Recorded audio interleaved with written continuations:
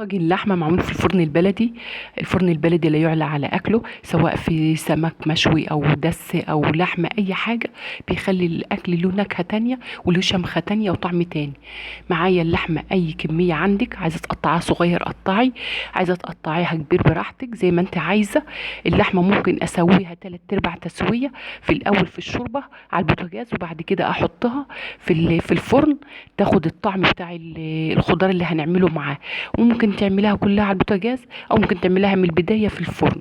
معايا ماده دهنيه، زيت او زيت على سمن او سمنه بلدي. هتاخد صدمه. هسخن الزيت وبعد كده هحط اللحمه فيه على نار عاليه، تاخد صدمه وتاخد لون. ممكن اسيبها في الوقت ده زي ما حضراتكم شايفين كده، اغطيها واسيبها شويه. بتاخد من وقت التسويه، يعني بتقلل وقت التسويه. وممكن احط لها معلقه سكر وانا بحمرها كده، بيخلي لونها جميل. الفلفل معايا الوان، فلفل اخضر، فلفل احمر، ممكن لو في فلفل اصفر تعمليه معاه. قرنين شطه سبايسي. معايا البصل وتوم.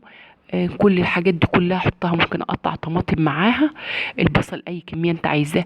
الخضار اللي هنعمله معاها ده اي كميه حضراتكم عايزينها هتتحط معاه. بصل احمر، بصل ابيض، اي حاجه اللي موجوده عندك اشتغلي بيه. بس مش هنعمله رقيق قوي علشان خاطر اللحمه هتغيب في التسويه، فهو ما يتهريش وما يبقاش باين في التسويه. فاحنا هنعمله سميك شويه.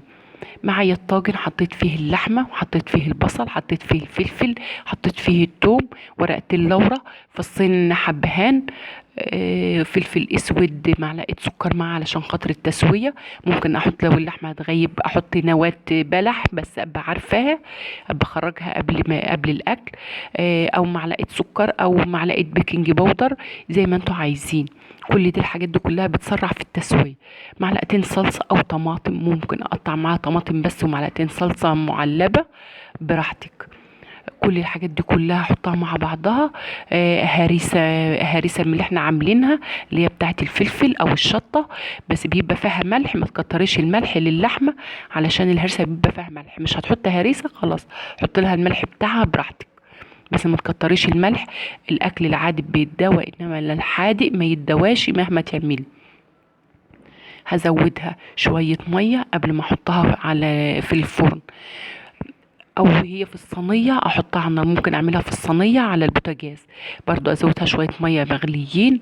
الميه المغليه بتسرع في التسويه للحمه او اي اكل، اي خضار او اي حاجه. ما عنديش ورق فويل اغطها بيه.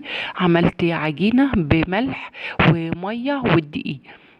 هعجن افردها، عجنتها حلو وفردتها، وهفردها على الطاجن علشان خاطر دي بدل الفويل، عشان خاطر تكتم البخار، يعني تخلي تحجز البخار ما يخرج. وفوق العجينه دي انا هغطاها بغطا. ممكن تغطاها بغطا، بس دي بتحكم البخار احسن من الغطا بس لوحده. احطها تاخد، بس العجينه دي تاخد وش علشان لما اغطيها ما تمسكش في الغطا.